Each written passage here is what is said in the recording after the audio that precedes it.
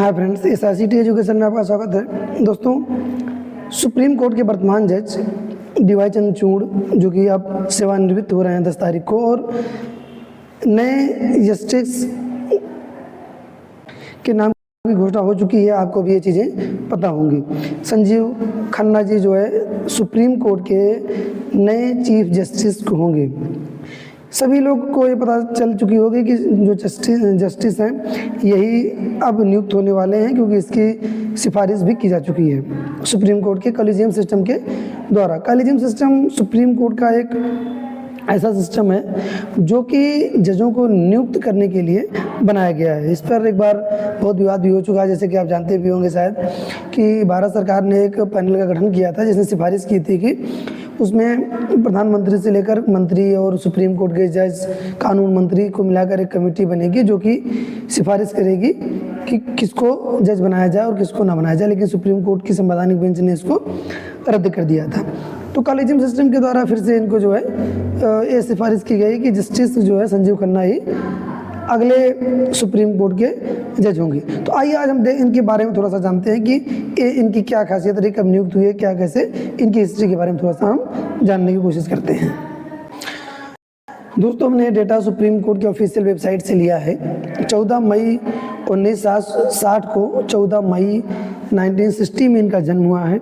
1983 में Delhi bar council में एक वकील के रूप में नामांकित हुए। शुरुआत में दिल्ली में 30 हजारी परिषद में जिला अदालतों में और बाद में दिल्ली उच्च न्यायालय और ट्रिब्यूनल में संवैधानिक कानून, प्रत्यक्ष कराधान, मध्यस्थता, वाणिज्यिक कानून, कंपनी कानून, भूमि कानून, पर्यावरण कानून और चिकित्सा लापरवाही जैसे विभिन्न क्षेत्रों में प्रैक्टिस उन्होंने किया। आयकर विभाग के वरिष्ठ अस्थायी वकील के रूप में उनका लंबा कार्यकाल रहा है। 2004 में इन्हें दिल्ली राष्ट्रीय राजधानी क्षेत्र के अस्थायी वकील सिविल के रूप में नियुक्त किया गया।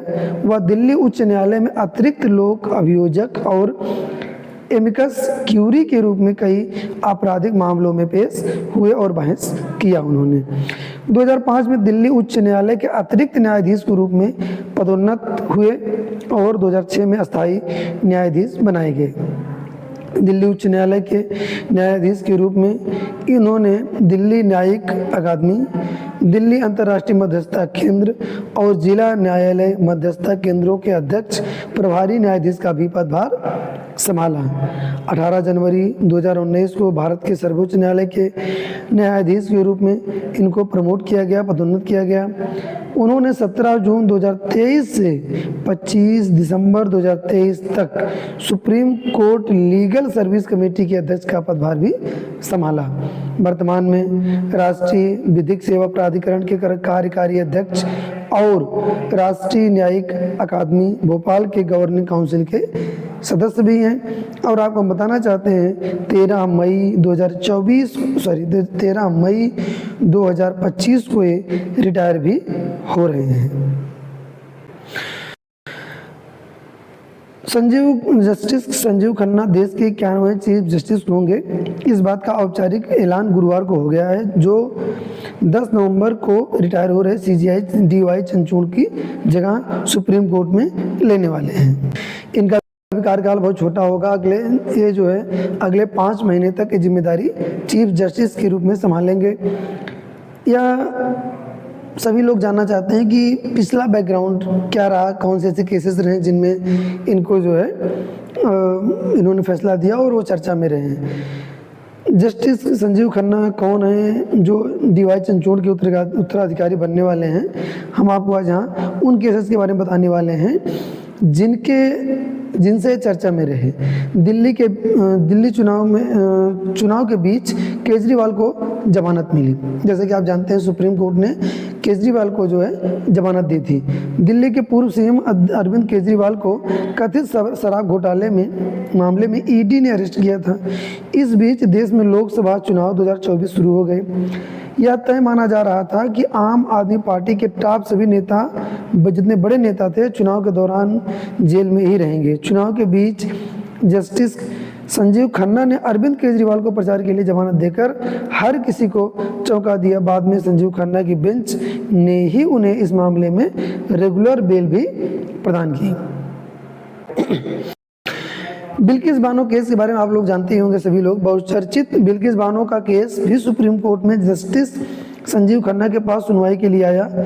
बलात्कार में 2 दोषियों ने सुप्रीम कोर्ट का रुख किया और याचिका लगाई कि गुजरात सरकार ने उनकी छूट को रद्द कर दिया गया और उन्हें आत्मसमर्पण करने का निर्देश दिया गया है। मांग की गई कि उनकी छूट को बरकरार रखा जाए।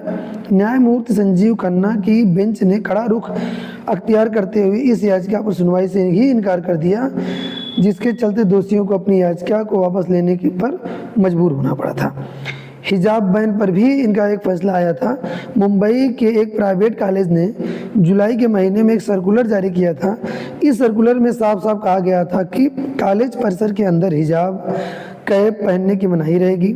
जस्टिस संजीव खन्ना की बेंच ने मुंबई के निजी कॉलेज द्वारा जारी सर्कुलर पर आंशिक रूप से रोक लगाते हुए कहा था कि छात्राओं के चुनने की स्वतंत्रता होनी चाहिए कि वह क्या पहने। बेंच ने इस बात पर भी आश्चर्य जताया कि यदि कॉलेज का इरादा छात्राओं की धार्मिक आस्था को उजागर न करने का था तो उसने तिलक और बिंदी पर प्रतिबंध क्यों नहीं लगाया। राम रहीम का नाम आप लोगों ने सुना ही होगा। जस्टिस संजीव खन्ना के बेंच के पास डेरा सच्चा सौदा प्रमुख गुरमीत राम रहीम का केस भी आया। पंजाब सरकार की तरफ से एक याचिका लगाई गई कि जिसमें संत कबीरदास और गुरु रविदास के भक्तों की धार्मिक मान्यताओं का कथित रूप से अपमान करने के आरोप में दर्ज FIR को रद्द करने के आदेश को चुनौती दी गई थी। सुप्रीम कोर्ट ने इस याचिका को खारिज करते हुए राम रहीम को राहत दी थी। पीठ ने तब कहा था कि याचिका में पर्याप्त योग्यता नहीं है। एक अन्य बहुचर्चित मामला है श्री कृष्ण जन्मभूमि का।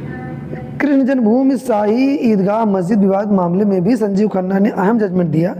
उन्होंने उस याचिका को खारिज कर दिया था जिसमें हाई कोर्ट के आदेश को चुनौती दी गई थी, जिसके तहत हिंदू श्रद्धालुओं द्वारा दायर 2 मुकदमों में मस्जिद समिति के खिलाफ एक पक्षी कार्रवाई करने का निर्देश दिया गया था।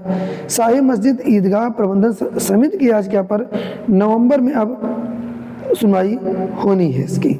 तो ये फैसले रहे जिनके लिए जो अभी वर्तमान में जज हैं जो जज होने वाले हैं संजीव खन्ना जी, वो इन केसेस के कारण जो है चर्चा में रहे हैं।